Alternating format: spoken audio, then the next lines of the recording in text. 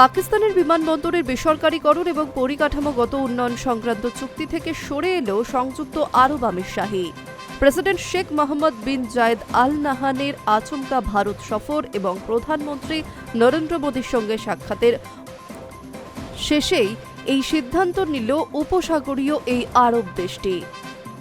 চলতি বছরের 23শে জানুয়ারি আবুধাবির চুক্তি বাতিল সংক্রান্ত একটি প্রতিবেদন প্রকাশ করে পাক গণমাধ্যম দ্য এক্সপ্রেস ট্রিবিউন। প্রতিবেদন অনুযায়ী 2025 সালের অগস্টে আমির শাহির সঙ্গে বিমানবন্দরের বেসরকারীকরণ নিয়ে আলোচনা শুরু করে পাকিস্তানের শাহবাজ সরকার।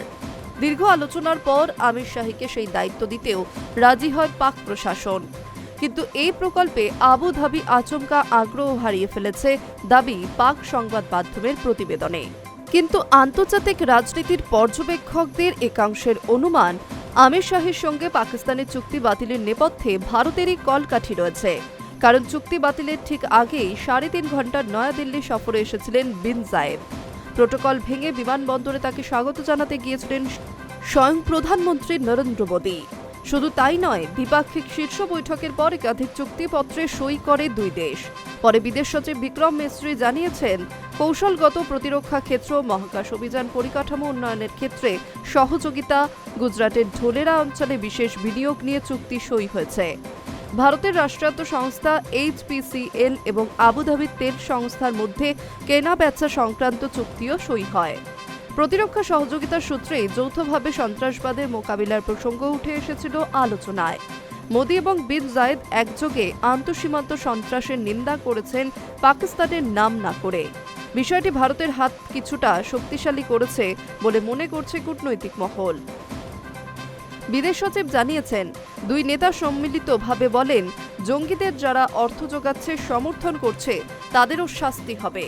কূটনৈতিক বিশেষজ্ঞদের একটি অংশের মত, গোটা বিষয়টির নেপথ্যে পশ্চিম এশিয়ার রাজনীতি জড়িয়ে।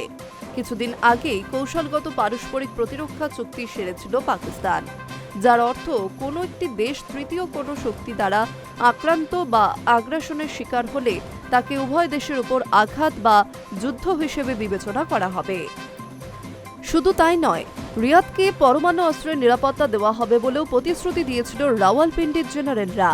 এতে বিপাকে পড়েছিল আমির শাহির সরকার, কারণ পশ্চিম এশিয়ার রাজনীতিতে রিয়াদ এবং আবুধাবির সম্পর্ক মোটেই মসৃণ নয়। তাই এই পরিস্থিতিতে আমির শাহির কাছে কৌশলগত বন্ধু হিসেবে ভারতই যে প্রথম পছন্দ হবে, তাতে আশ্চর্য হওয়ার কিছুই নেই।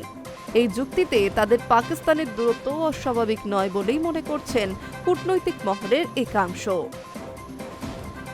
High News network.